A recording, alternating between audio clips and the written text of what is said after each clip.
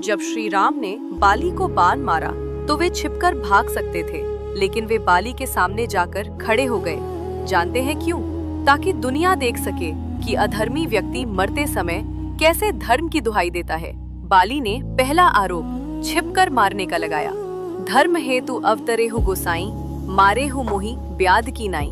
प्रभु, आपने धर्म की रक्षा के लिए अवतार लिया है, फिर मुझे शिकारी की तरह छिपकर क्यों मारा? श्री राम ने मुस्कुराकर उसे उसके पाप का आईना दिखाया और कहा, अनुज बधू भगिनी सुतनारी, सुनु सठ कन्या सम एचारी।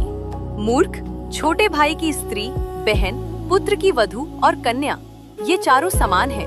जो इन्हें बुरी दृष्टि से देखता है उसे मारने में कोई पाप नहीं होता। बाली ने दूसरा आरोप पक्षपात करने का लगाया। मैं बैरी सुग्रीव पियारा, अवगुण कवन नाथ मोहि मारा।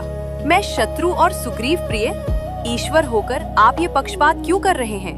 लेकिन विडंबना देखिए, ये बात वो बाली कह रहा था जिसने खुद संदेह के कारण अपने भाई का घर उजाड़ा, सिंहासन छीना और प्राण घातक हमला किया था। गोस्वामी जी लिखते हैं, मंत्रियों ने जब किष्किंधा नगर को बिना राजा का देखा तो सर्वसम्मति से राज्य और सिंहासन का दायित्व सुग्रीव को दे दिया। और कुछ दिनों के बाद बाली मय दानव के पुत्र, जिसका नाम मायावी था, को मारकर किष्किंधा आ गया। सुग्रीव को राज सिंहासन पर देखकर उसने अपने हृदय में भेद बढ़ाया। उसे अपने भाई सुग्रीव पर संदेह हो गया कि सुग्रीव राज्य के लोभ से ही गुफा के द्वार पर शिला दे आया था, जिससे मैं बाहर न निकल सकूं, और यहाँ आकर सुग्रीव स्वयं राजा बन जाए। सुग्रीव को सिंहासन पर बैठे देख बाली को इतना क्रोध आया कि वह यह भी न सोच सका कि जरा सुग्रीव से पूछ तो ले कि वह कौन सी परिस्थितियों में सिंहासन पर बैठा है। गोस्वामी जी लिखते हैं कि मर्यादा पुरुषोत्तम श्री राम जी ने बाली से कहा कि हे मूढ़, तुझे अत्यंत अभिमान है, तूने अपनी स्त्री की सीख पर भी ध्यान नहीं दिया। सुग्रीव को मेरी भुजाओं के बल का आश्रित जानकर भी, अरे अधम अभिमानी, तूने उसको मारना चाहा।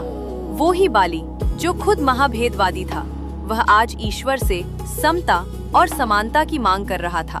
यही अधार्मिक व्यक्ति की प्रवृत्ति है।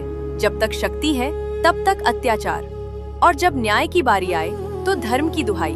श्री राम ने बाली को मारकर सिर्फ एक राजा को नहीं, बल्कि उस अहंकार को मारा जो खुद को धर्म से ऊपर समझता था। सत्य, धर्म और न्याय की ऐसी ही गहरी बातों के लिए पुनरुत्थान को सब्सक्राइब करें। जय श्री राम।